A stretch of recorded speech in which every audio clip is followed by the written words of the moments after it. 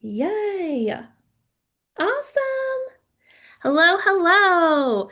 Well, if you are here, say hello and let us know where you're logging in from. I'm going to get all myself situated here, and I can't wait to dive in. Here we go. Okay. Brilliant. Brilliant. I can see Stephanie, I see us. I see us. It's happening. That's wild. Okay. Okay. I'm going to look up here, but that's wild. Okay. Yay. Yay. Good. Now I can monitor questions and chats. I hope we get some. Yes, I think so. So Okay. let me give a little background for people who are joining us.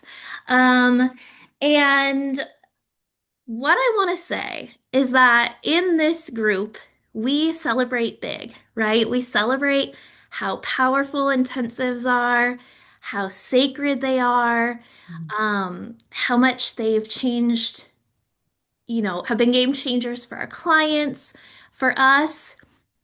And that's kind of, you can catch that. That's like from my heart, right? Yeah. Yeah. A lot of times though, I have people who say, "Gosh, I had this intensive and it did not go how I thought," or "It was really difficult," or they say, "I'm really afraid of doing an intensive um, because of X, Y, and Z, or like doing it with the right person." Mhm. So we wanted to create this training series to talk about how to the best of our ability, create intensives that are safe, Mhm. are ethical, are responsible, and to dive into that topic, not just the bright sunny days, but the things, the real of it all. So I'm honored to be joined today by the amazing Barbara. And Yes, the amazing Stephanie. yes. And oh gosh, I didn't say this, but will you just share a little bit about yourself and Huh? about the work that you do? Oh my goodness. A little bit about me is Barbara Sheehan-Zeidler, based out of Colorado. Been doing intensive since pre-pandemic. My passion and my purpose is to understand trauma and how it lives in the body and in the mind and in the spirit and help it shift so that we can really live really fabulous lives. And where I find myself, I've been doing it over 17 years, and I find myself now teaching clinicians, doing workshops and conferences. So all the stuff I've learned, I can digest, disseminate, and give back. So EMDR consultant and trainer, as well as somatic IFS certified and IFS level 2. And in November, I'll be level 3. I am beyond happy about that. And polyvagal nerd and mindfulness geek. So I just love collaborating. I love joining with you and bringing together this I don't know, co-creation of passion and excitement. Yeah, I'm super excited to be here, Stephanie. I love it. I love it. We are honored for you to just like generously share Mm. your wisdom. And for anybody who uh well, you probably wouldn't know this because I haven't shared it, but Barbara and I got to meet at a retreat in Costa Rica this year, and we're just like instantly like soul Woo! connection. Yeah, I So, I remember sitting, you were in the chair, I sat on the sand, I was like, I really like this person.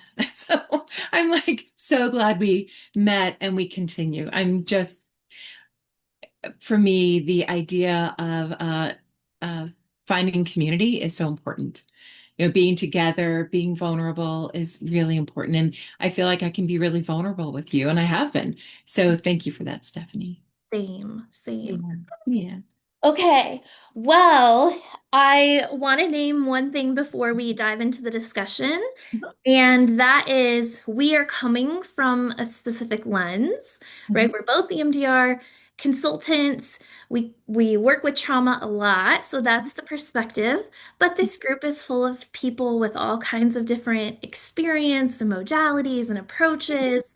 Yeah. And so I'm just want to share that that's where we're coming from. That Yeah. doesn't mean that you have to only be doing an EMDR intensive or only No. working with trauma. Right. Regardless of the modalities that you're trained in or the whatever the work of the intensive is, we all will be needing to have language Mhm. and awareness for the client's window Mhm. of tolerance and our own, but Yeah. that's for part two. That's for next. So let me just check the chat. Yeah. Hey, It's looking yay! good. Yep. Nice Hi, to 13 see people. you. Hey, Yeah. Teresa. Hey, Neely. Hey, Say. Lisa. I love it. Okay. Good, good, good. And if you have questions or you just want to share about an experience, feel free to put it in there. Because a lot of times when I am vulnerable and open up about the intensives that I had that were tricky or, had unexpected pieces, I Mhm. feel like that gives us all permission to Mhm. share as well. Just being Mhm. mindful, obviously no client details. Yeah. Um, But intensives can go across all types of modalities, but what we're talking about is universal to all the modalities. So whether you're EFT, Gottman, EMDR, ACT, brain spotting, IFS, or all the modalities I didn't mention, everything we talk about is applicable across the board. So I'm excited that we're finding this common language to create safe, ethical, efficient, effective intensives. So Yay. good. So good. Well, Yeah. that's a good place to start. Mhm. Um, we're gonna begin, and this really is a conversation, so, Yeah. I'll throw out the questions. But so let's start with just really basic, like what is the window of tolerance and why? Maybe the why is even more important than the what at first, Mhm. but Mhm. why is it so critical Mhm. to be mindful of the window of tolerance when it comes to offering intensives? Oh, it's so important. Um, so I'll respond first, and the window of tolerance is a phrase coined by Dan Siegel, right? Dan Siegel. And I first read about it in his book, Mindsight. So it's in Dan's book. And it's a way of framing, am I able to learn or am I in survival mode? Because when we are in survival, we're not capable of new learning. We're we're surviving. And so when we watch this window of tolerance, we're talking about a opportunity of learning or not learning, resiliency, lack of resiliency. And it's important to know it and name it so that our clients can be feeling safe and seen while doing all this really hard work. So, for those that don't know about it, I'm going to just draw a really quick picture. I am super duper visual, and for those visual learners like me, the window of tolerance can look like an equal sign, can look like that. And inside the window over here is our resiliency. I'm having a bad day, but I'm managing it. I'm either going up or down, but I'm managing. Outside the window up here or here, this is where we are going to be in a dysregulated state when we're extreme.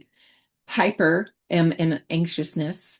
So my nervous system is taking me to fight or flight. Or down here, hypo arousal, where my nervous system is taking me to disengagement, collapse, things like that. So, window of tolerance, it's a phrase. It means where am I in my resiliency? Am I in or am I out? Does that make sense so far? For sure, for sure. Yeah, I love yeah. that you're visual because I am too. And when I had this picture when I worked with kids and teens, And Yeah. it would be the window of tolerance being like this little river. I'm gonna have to put it in the Yeah. chat after this, but Uh-huh. a little river, and then it had like a floaty, like a unicorn inner tube, you know? And if they went too far up, it was like, uh-oh, now you hit the volcano and you're like dysregulated, about to blow Yeah. up. Or you went too low and now you're like in the icebergs and you're like frozen out. And What great visuals. We can all relate. yes, Yeah. Yeah. yes. And Yeah. talking about like, yeah, you're gonna move, you Hmm. know, the Yeah. water is the stream is moving you. Yeah. Yeah. Yeah. And how well are we managing it? Because the days go up and down. It's how we are resilient or not resilient with it. It's how we're responding to it. So it really is a nervous system thing that's going on there. So why is it important to talk about with intensives? Because if my client, I'm on my second day, third hour of doing an intensive, if my client is here, there is no new learning. All I'm doing at that point as a clinician is getting them back in the window. This is not therapy. This is therapy. This is dysregulation, and we bring them back. So that's why I think it's critical we name it and talk about it and discover ways of recognizing when we're out and in and how to do that. So that is the window of tolerance. And that's why it's important because if we're out of it, we're not learning. Yeah, yeah. I love that. We're not learning, we're not, Yeah. accomplishing the reason that we're together. And I think Yeah. even beyond that, like there's a potential for harm, for some people when they go so far outside their window, Mhm. it can lead to safety issues or dangerous behaviors when you're extremely dysregulated, or Mhm. even to the other side, if you're very, very dissociative, you also may not be safe in your body. So Very true.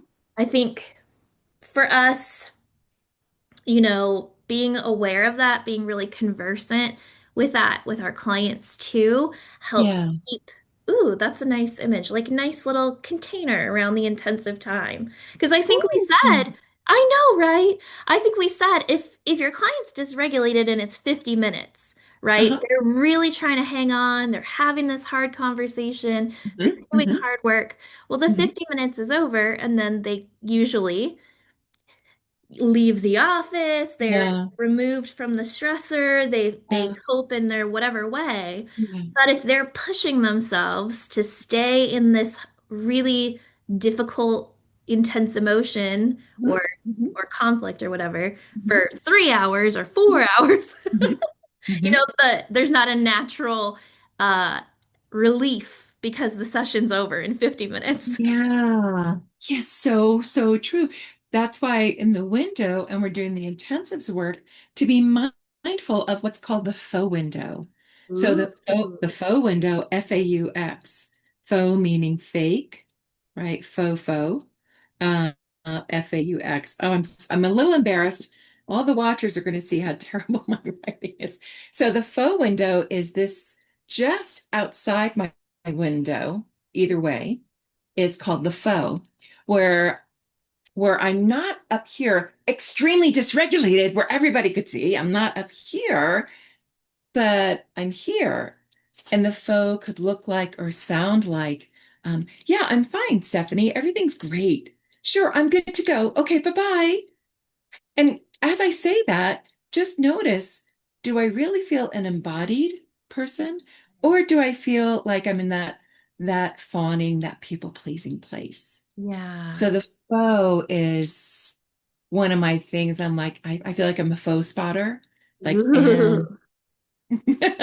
Yeah. because I really and want for my clients to leave embodied Mhm. and walking out. So the faux window is something not too many people are versed in. Does that make sense? Yes, I love it. Because there are times Yeah, where you're like, you're saying you're good, but that's not like the exactly. nonverbal communicate. That's not what I'm like feeling. So I like, Exactly. yeah. Exactly. Yeah. So the window of tolerance is just an important aspect to, I educate my clients about it. Part of when I do an intensive is I educate them about certain things, window of tolerance being one of them. And then the idea of it's okay, like if we leave our window for whatever reason, how okay that is. Hmm. What a great place to leave your window in the safety of this therapy, right? Because Mhm. I'm here. Mhm. I'm not leaving my window, Mhm. knock wood, right? Right. I'm not. So if you're leaving your window, I'm here. Does Hmm. that make sense?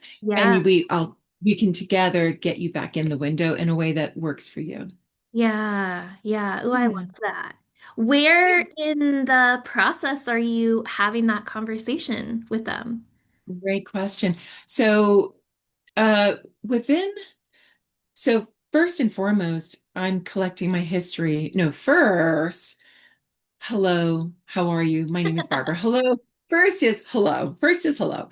And communicating, hopefully warmth, safety, building rapport, communicating and helping their nervous system feel my nervous system. Mhm. And then I collect my history. And then it's not really formal. If there's an opportunity during history, I might say, hey, have you heard about the window? Mhm. But definitely I'm communicating and educating in that next phase. For Mhm. me, it's like gather your history, see if what you're bringing is what I can work on. And then in the psychoeducational part is that before we go diving into the trauma. Yeah. Yeah. Yeah. I What love about that. you? Do Very you have a similar. particular? Usually there's Yeah, a point in the consultation or that pre-intensive interview where I'm explaining what to expect. And I just sort of yeah. fold it in there, to say, um, how do I even start that? Just just to say, we want to be aware of the window to like describe what it is, Mhm, and then give examples of like feeling like really mhm, upset or really flat or zoned out, and then mhm, inviting people, depending on their awareness, like, do you know your signals of when you're mhm. starting to get Yeah, raised yeah, up, or if they have language for like the dissociative side of things, because yeah. some people who've been in trauma therapy for a long time do. Mhm, And then just saying, like, that's the dance we're going to be doing together. And so inviting, like, just dialogue about that mhm, um, during the intensive. I'm like, I don't want you to be on 10, right? mhm. That's not comfortable. We're not trying to have that happen in the office. So just let me know, when you're starting to go up or starting to go down, and we'll just move through it together. And if you find yourself at a 10, like I'm right here, Yeah. just let me know. Yeah. Because some people, when they say they go 0 to 100, like that, it really does happen. And Mm, that's okay. As long as I stay, in my lane, in my zone.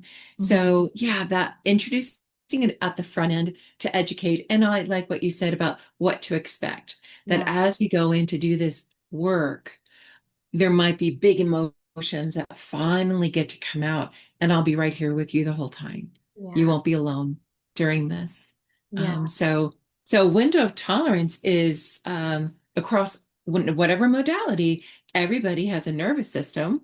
Yeah. Everybody has a window of resilience, window of tolerance. They mean the same thing.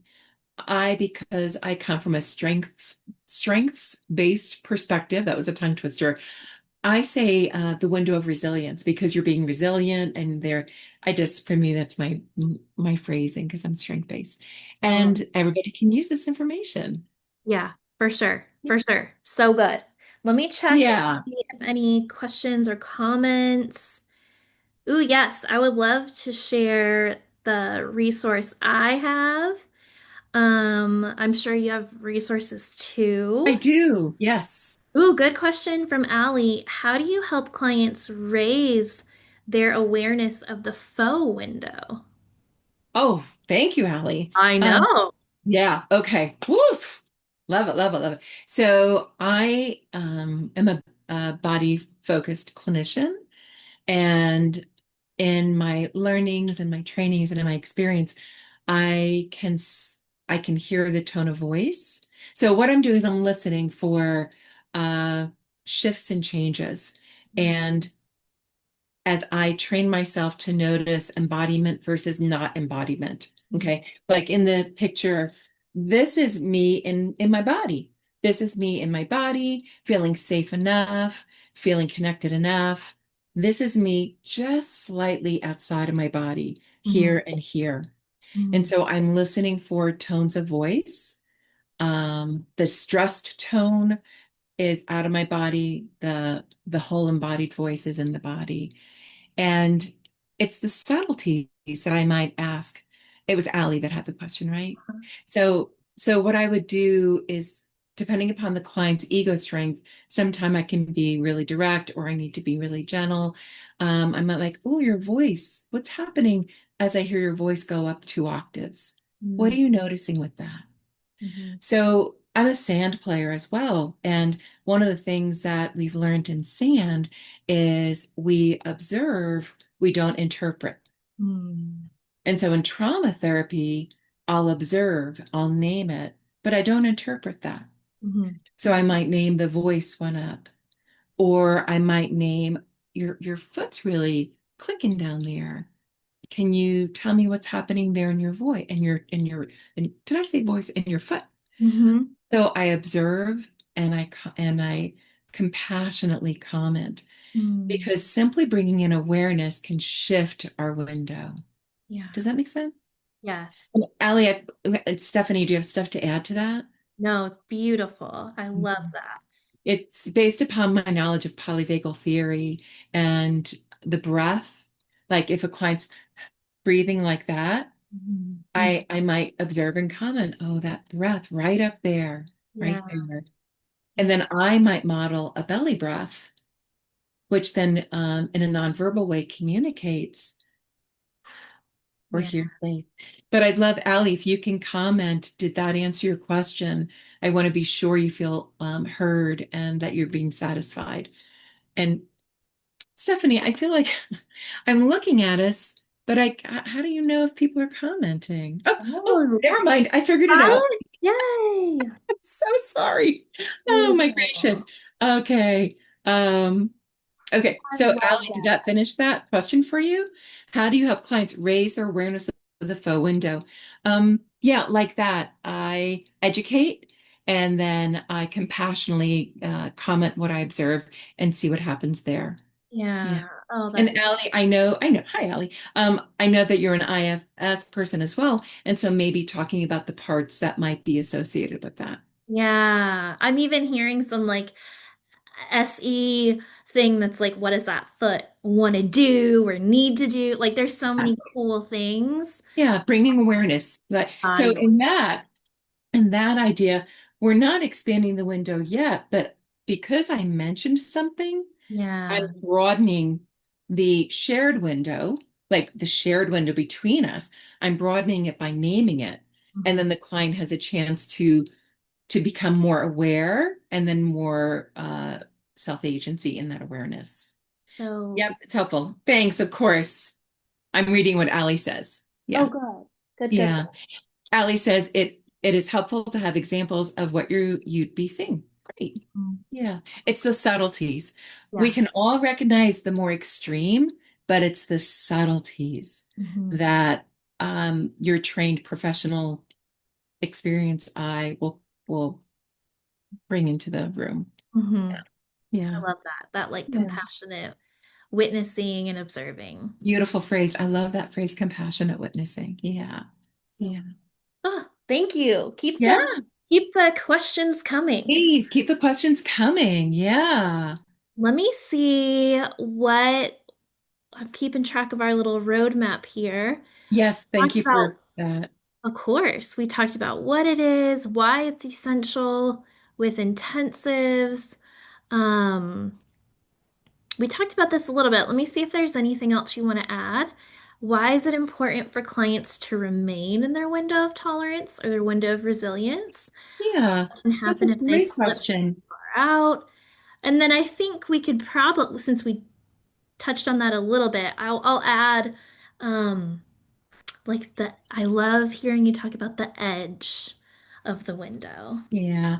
The edge of the window. So again, here I'm going to go with my little, Yeah. my, I am very low tech, but whatever. It's working, right? Yes. So, um, so the edge of the window. So when we're deep in the window and we're doing trauma work, there may not be enough traction. So, like in EMDR therapy, for those EMDR clinicians, we have a phrase that I use called, access and activate. We want to get into that neuronal network that's been encoded for trauma, for responses to the trauma, and we want to activate it and shake it up so it can become more adaptive. And if we're not activated enough, we'll be having a cup of tea with the client. But if we're too activated, we're not doing new learning. So it's the edge. It's right here. It's right there at the edge. So I don't know if you can see, but right there at the edge, and I think it was Deb Dana, and I might be paraphrasing, but it's at the edge of the window that we are feeling safe and courageous. Yeah. Like, okay, Barbara, I don't really want to go there, but I know I have to go there. So let's go there. I'm feeling safe enough with you, and I'm so scared, and I'm feeling safe enough. Mhm. So it's this edge that is where the clinician is looking for. Yeah.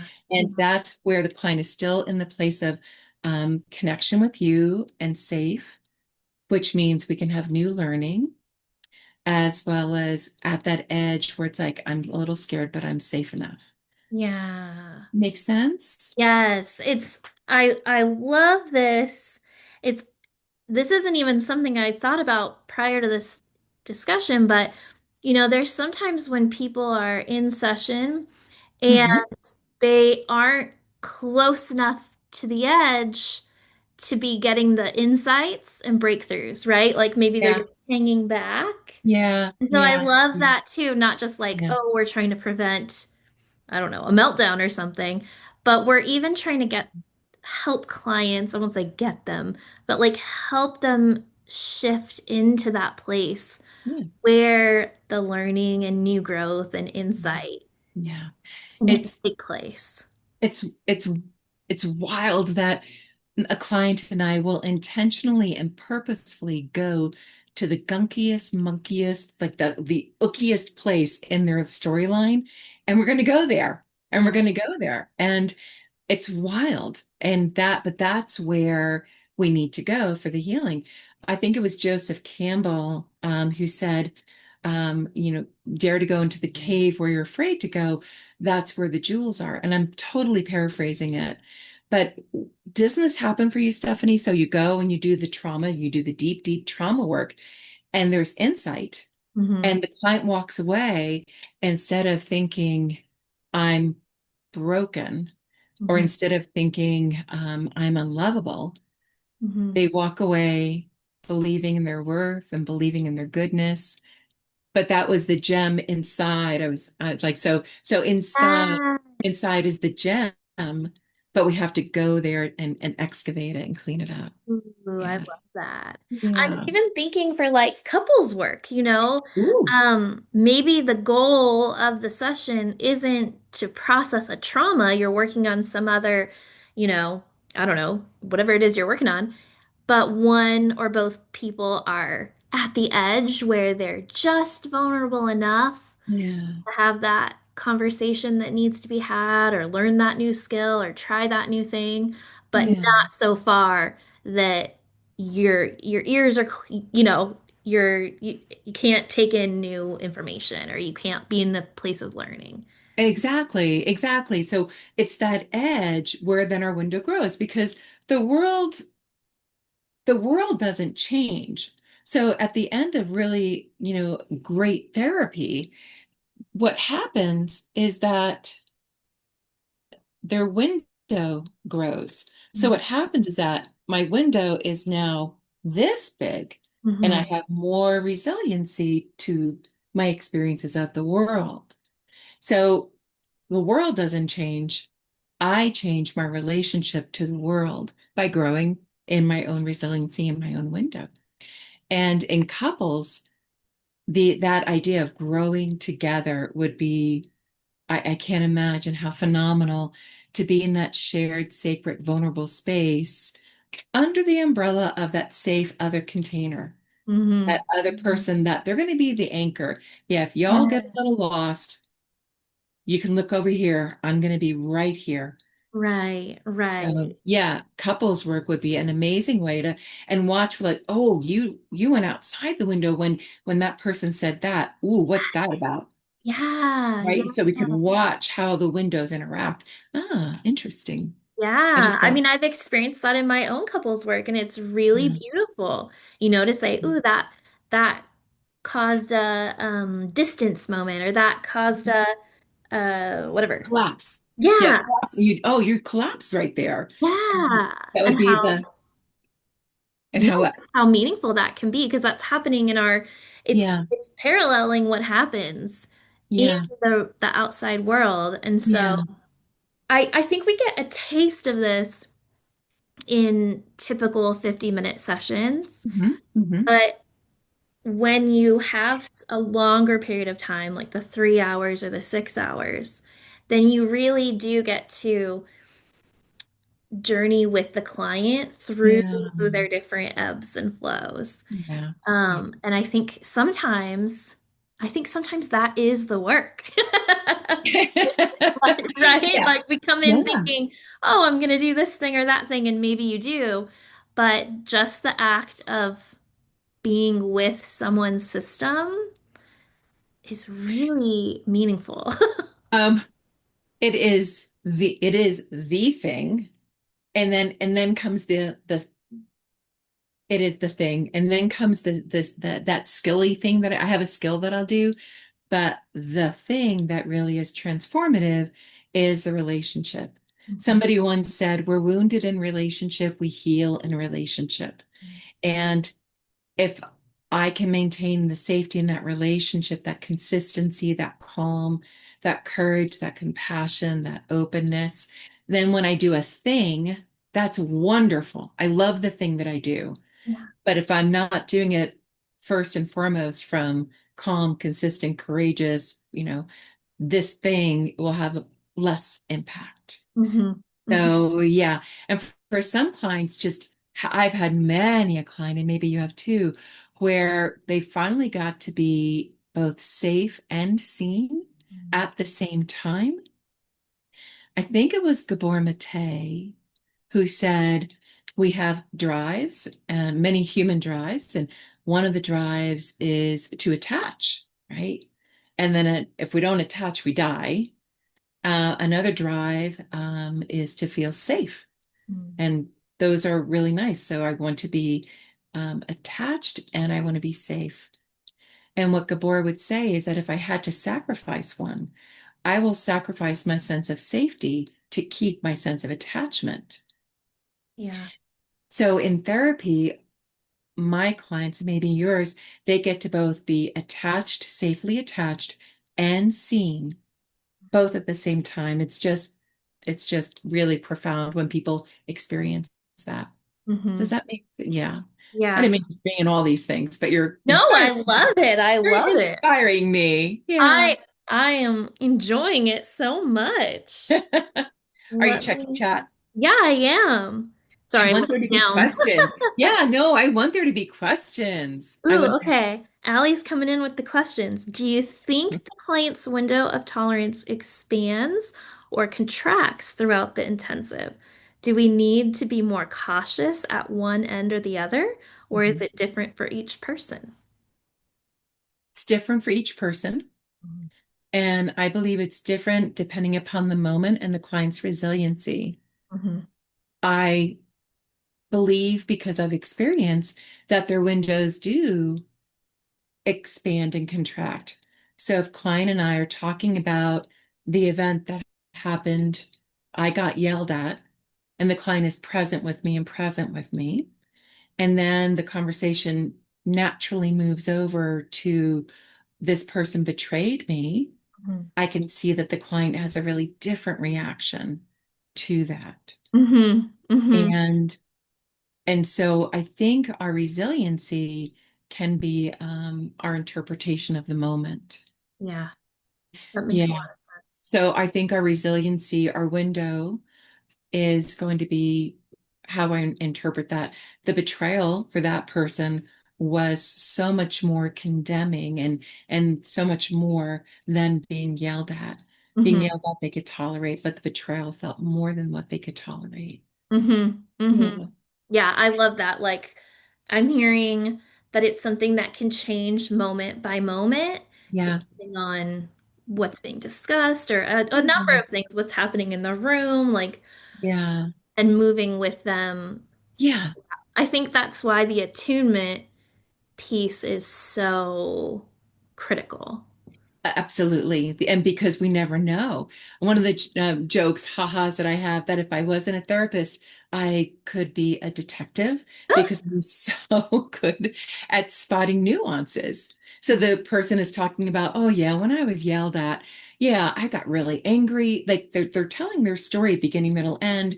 There's some affect, but they're really riding the wave well, right? It seems all like what an understandable response. And then the client naturally goes into, and then, oh yeah, my boyfriend in high school, he hooked up with this other person. And then the client's affect completely changes Hmm. and it becomes more extreme. And that feels it has more, what's the word I want to look for? Um, a really big visceral reaction. So Yeah, the I was first thinking like story charge. Yeah. charge, right. So the first story yelled at, I didn't see a traumatic response. I heard a story about a thing that lives in the past. Yep. But the betrayal, even though it happened equally in the past, is still charged. And Yeah. there's a visceral response. That to me is like, oh, we got to go there. There's information there that needs to shift Yeah. from where it is to something better. Allie, that's a great question. Thank you, Allie. Allie is a colleague of mine here in Denver. Hi, Allie. Shout out to Ellie. Yeah. Cool. Okay. I'm checking. Yes, yes, checking all the things. So Thank you for let's doing see. Of that. course. So we talked about, let's see where we are. We're talking about the edge of the window of tolerance. Okay, how about what strategies or interventions Ooh, can yeah. help clients return to their window, whether Oh they're my gosh. hyper or hypo? Yeah. And I'd love to see in the chat what Yes. everybody does. Because Yes. maybe Stephanie, you and I are talking about and we're naming, oh, this is a window of tolerance and this is what happens. But as you and I are talking, I bet, all of the listeners are like, oh my gosh, that's what it's called. But I'd love to see in chat what everybody else does because I've got a huge list of things. Mhm. And I'm going to jump in with some of mine and I'd love to hear yours too.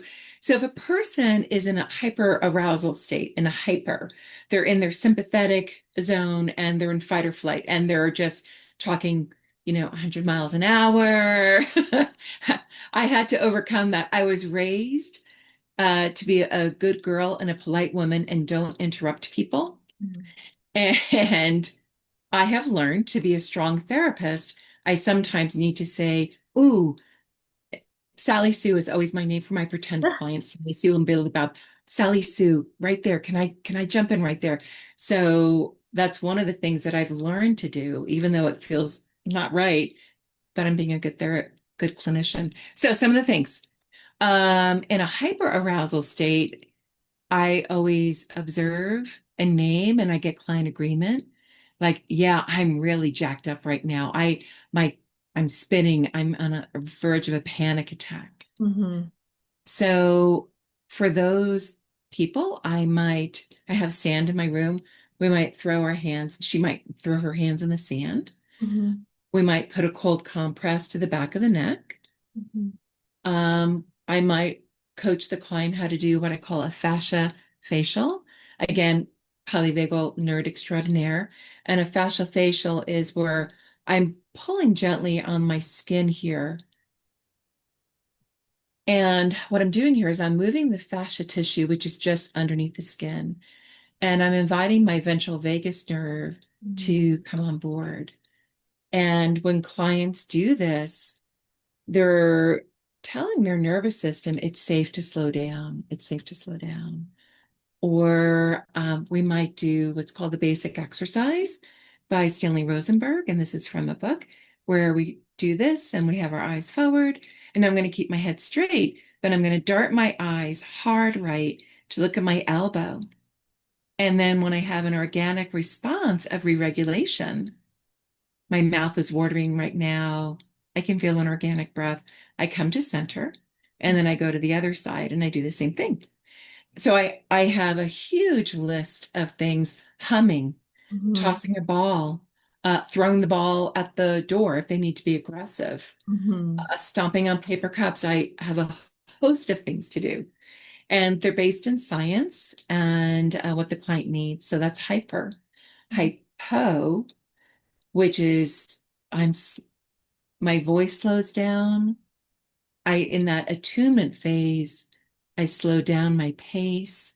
I'm trying to match the client where they are and gently titrate them to where they want to be. Does that make sense? Mhm. Yeah. So I have one client that her home base is to drop to a hypo. She drops down into collapse. We usually sit on the floor because it's more grounding. Her feet are out. Usually she's tucked in a classic shame pose.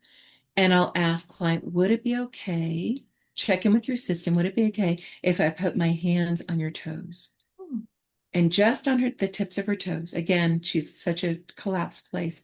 But this human connection Mhm. could tell her system she's actually safe. Nothing untoward is happening. Mhm. Mhm. So for the dorsal, I might do that, or I Mhm. might do a tissue toss. Mm. A lot of people are familiar with a ball toss, Mhm. right? But a tissue toss is unpredictable. So a ball is more predictable. Yeah. I Yeah. might do a ball toss. I have three balls. I have a squishy ball, a tennis ball, and a spiky ball. The spiky ball is a dog toy. And depending upon the client's need, I'm going to pick a ball. But a tissue toss is unpredictable. I'm going to throw it, and you'll see how, like, you don't know where it's going to go. Yeah. It's Yeah. unpredictable. What do you do? I do so many things. What do you do, Stephanie? I love that. Ah, it's so good. Yeah. Yeah, I mean, I think I lean to the really like physical Mhm. things and the senses. I'm realizing now some of them are kind of the same, whether someone Yeah. is really, hyper or hypo, but Mhm. usually like I'm very big on textures. So Mhm. like touching the couch, touching Mhm. the pillows, the blankets that are Mhm. there.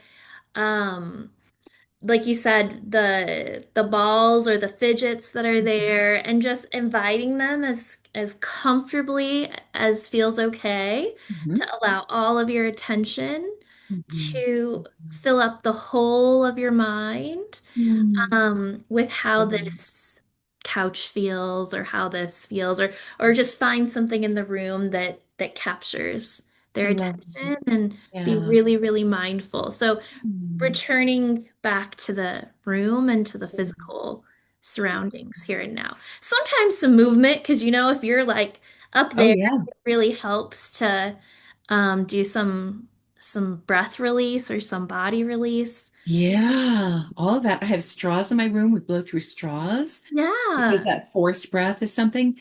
And I loved what you're naming. When we're in a hyper or hypo, we are not in the moment. I'm not here with you.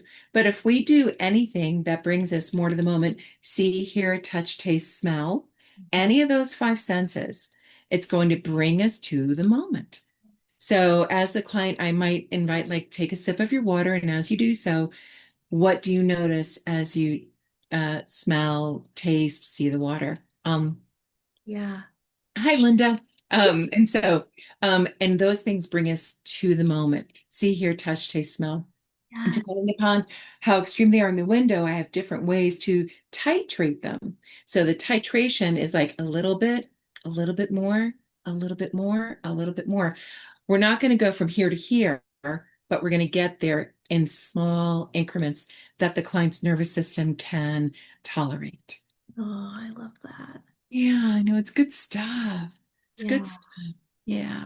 I'm I love if anyone is watching live or catching the replay, if you have favorite things that you do to gently help clients who are in hyper or Yeah, hypoarousal to share them, because it's really fun to hear right. ideas from other people. And then yeah, and then we can all share them and have a list. I usually wear a scarf to work, and with a person who's in a collapsed place, I do a tug of war with my scarf. I love that. Yeah, with permission, and there's steps and there's things like that. Hey, I just looked at Teresa J.H. says, are Yeah. there books you'd recommend for those detailed, creative, practical regulation skill interventions Barbara just discussed? Books. So the basic exercise, that's from Stanley Rosenberg's book. Um, the name of which escapes. Oh, The Healing Power of the Vagus Nerve. Yay, brain. So that's from that book. And do you have any books, Stephanie? Oh gosh. Not off Maybe. the top of my head, no. I kind of, well, I think because I have a young kiddo, I'm not in my book reading era of life right now, but I do love sort of collecting. I Mhm. have like documents on my computer so that if I have a top five list of things, Yeah. you can just pull them up. Yeah. Sometimes you've been doing it so long that it just comes to you organically, but Mhm. sometimes it's nice to have a list of things, Mhm. tools in your toolbox Mhm. that you Mhm. can go to. And yeah. And whenever I teach my classes, especially if it's a class like this, I always give what I hope is a more unique list. And I just remembered I do have a book. Where is Deb's book? Okay. So Oh, Deb yeah. Dana, Deb Dana, she has this book. So Teresa, Deb Dana, Polyvagal Exercise for Safety and Connections, 50 Client-Centered Practices. So you can tell I've used this book a little bit. But I think what I'd like to also say that if you understand the window of tolerance and you're understanding what you're trying to do in the room, then be as creative as you want. I want to bring that the client is in a collapsed place. They're in this hypoarousal, which means they're disconnected. They're on the edge of dissociating out. So I'm going to be gentle and soft and kind. Imagine that they are a scared turtle over here, right? And how do you approach? And what are those creative ways that come to mind for you? So Mhm. if you know the context, I would say be creative about that. So since I did the scared turtle and the hyperarousal, where, somebody is just, hyper activated, what animal would that be? I'm thinking of Tigger from Winnie the Oh Pooh. my He's gosh. Yeah. like everywhere. You're Yes. like, whoa, okay. Yeah. Right. And then you meet the energy right there. My voice goes up, it goes a little quicker. And I'm like, wow, there's a lot of energy in the room right now. What's going on for you inside? So I Yeah. meet them and then I titrate. Yeah, I love that question. But I do declare, Teresa, that if everybody put into chat some of these ideas, you could create a really nice document with a lot of creative ideas about how to help the client re-regulate, because that's my job. Yep. If the client is here, my one and only job is to get him back in. That's my only job. That's my only job. Yeah. Yeah. And if you had them, say you invite your clients to bring a snack or, like you said, water to their Yeah. intensive, if they've already done that, oh, Yep. let's take a minute and just mindfully, you know, eat or enjoy this snack or whatever. Mindful eat. Something Yep. really Yeah. bringing back to the In the present. moment. I Because when we're love in the it. moment, we're here now. Yeah. Right, exactly. Name five things that are square. Mm-hmm. What's my favorite color? Everybody knows my favorite color. A lot of people know and then we'll name favorite colors. So all Yeah. these things. Wow, the chat's going. Yay, Teresa, yay, yay. We I have hope some that was brilliant helpful. people. And Teresa, I really hope that people post in here and then um, we can create a Google Doc. Ali says, love all the ones you mentioned. I also like shifting the topic of conversation to something. Um, Someone they mentioned before as a resource. Excellent, Allie. Ask them a question about how their kids' favorite hobbies. Excellent, their pets. So what I hear you doing is like the distraction, like come here now, be here now. Excellent. Keep a mental note of things. Have positive way. Love it. Thanks, Allie. I really like that. Tracy says, how do you introduce regulation skills for dysregulated clients that do not feel dismissive to the client, you mean? Um, Sometimes it seems as though these activities come across as, let's get you out of the hyper as soon as possible, which could feel as though the client isn't feeling heard. Ooh, thank you, Tracy. Um, do you want to do you want to grab that first? Do you want me to? Oh, feel free. Okay, cool.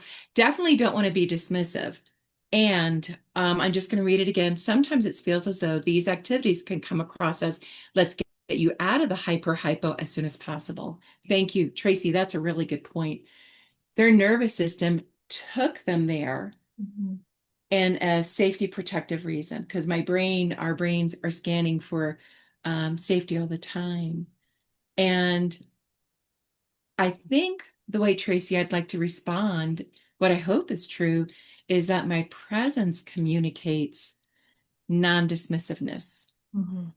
My my clinical approach and my presence are saying, I see where you are.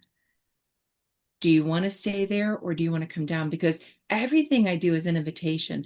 I Mhm. might say, hey, are you up for a tissue toss? That's what I'll say. And the client can say yes or no. Mhm. I don't force it. And what I do, I think more so it's my presence that communicates that. And then we do at the end of session, my clients and I do what I call meta processing, where we talk about the whole session. Mhm. And the client usually brings up, oh my gosh, when I was really jacked up, yeah, what was it like to get lost in that space? Mhm. And we meta process that um, because their nervous system is going there, but I can't do therapy there. Mhm. I Mhm. can't. That's just their survival instinct. And I appreciate it. And then I might check myself, uh-oh, was my smile threatening to them? What got them there? Does that make sense? Yes, I think this may be, I really like, I'm gathering my thoughts. I really like how you said, are you up for this? And you ask consent, because Mhm. sometimes my nervous system is getting activated by Mhm. where a client is, and Mhm. I might be wanting to quickly Mhm. get them to something that makes me feel more comfortable. Oh, yeah, yeah, Whereas they're like, I'm okay. yes, I'm still in a learning place. yes, So I think if they yes, were comfortable and they're still learning, but I'm quick yes, to say, let me diffuse that, yeah, effort," then I think yeah, that would feel very dismissive and yes. would be like cutting off their opportunity to be in that edge, that growth edge. I love what you're saying, and I so appreciate that we can bring clarity that when I'm talking about these interventions that I might do, it's because the client and I have agreed, oh yeah, I'm out. Yeah. I'm out. And I don't like it. Like I I don't don't like want to it. It's be in not this. productive. Yes. Yeah. Yeah. And I Yeah. do ask that like really directly, like, does Yeah. this feel okay for you? Do you feel like you're still Yeah. having movement, or Yeah. does it feel like you've reached a place of overwhelm? Or, Yeah. you know what I mean? Like, I think Yeah. sometimes we can observe it, but sometimes I'm not totally sure. And so I think Yeah. having that discussion of what Yeah. it's like for them, Yeah. and then if they say, no, I'm good, Yeah. as long as clinically it makes sense, like you Right. continue. Right. But if they're not, then that would be a really nice moment to Do use one that. of the techniques. Which then uh, goes back to we educate the client about the window. Yeah. Beforehand, I've had clients that are fairly nonverbal or are lost, but they're not. I'm like, where in the window are you right now? And they'll point to it. So they don't or can't want to verbalize, but they'll point to it too. Or they'll give me Yeah. a thumbs up like, I'm okay. Yes. So Yes. yeah. And then as I get to know the client and their nervous system, Yes. I can stay way really far out of the way. Um, So, so good. Well, I yeah. want to be sensitive to our time, and I Yeah. feel like we'll be in the chat. This will not, we'll continue to have Oh. comments if you're watching now and you have questions or you're watching the replay, feel free to put it there, tag me or tag Barbara. Mhm. But this is actually a really neat segue because next week we're going to be talking about the therapist ABCs. Mhm. And what that is the other side of the coin that we kind of just alluded to right now is like when something happens in me as the clinician, As a human being yes, who as a happens to be a person, clinician. Yeah, yeah, yes. yeah, And I'll yeah, be the first to say I have some clients who get really loud, yeah. or expressive Hmm. while they're still in a good learning zone for them, but for Hmm. my nervous system, it starts to, you know, like move my, I just spit, move my window of tolerance. And Hmm. so knowing how next week we're going to look at that, like what happens Yeah. inside of us, Yeah. and how to navigate that. Because Yeah. again, if you're in a short or typical session, the session's over and I go and I do my things to get back in regulation or balance. But when you're with someone for multiple hours, Yeah. there needs to be a little bit more awareness, a little bit more intention, thoughtfulness around that. So Yeah. Yeah. excited for to talk and dive into that. I am excited about that topic. I really am. And I'm excited to have shared this with you and all of our people. Saying thank you so much. Yeah. Yes, we'll keep the conversation going. I Mhm. want to say, I'll put it in the chat. Barbara and I are co-presenting at a conference that's coming up. Yay! In November. November. It's the TICTI, the Trauma Intensive Conference. And Mhm. we'll be talking about this topic. And this is the first time that we're sharing. We are hosting a retreat together. Uh, Oh my gosh. So excited. I know it's happening. It's in March 2026, Mhm. and we are going to be talking exactly about this, about the clinical skills, universal skills that we all need to have in order to, be safe, be ethical, be responsible, effective, to Mhm. be these containers of sacred Mhm. transformation. Mhm. I Yeah. know. It's Yeah. called Presence and Possibilities. So we'll share our little teaser page. It's very much in the, I wouldn't say infancy, but it's still evolving. It's evolving. It's So moving. Yeah. It's happy to, exciting. yes, Yes, yes. happy to Stephanie, share thank about you. This that. was way fun, way fun. And thank you to the people that were with us live and that watch it later on replay. Please ask questions. We're excited to be in community with you. I love it. Thanks, Yeah. Barb. Thanks, Thanks, everybody. Stephanie. Thank you. Yep. Bye, Take good everybody. care. Take care. Bye, everybody. Thanks. See you next time.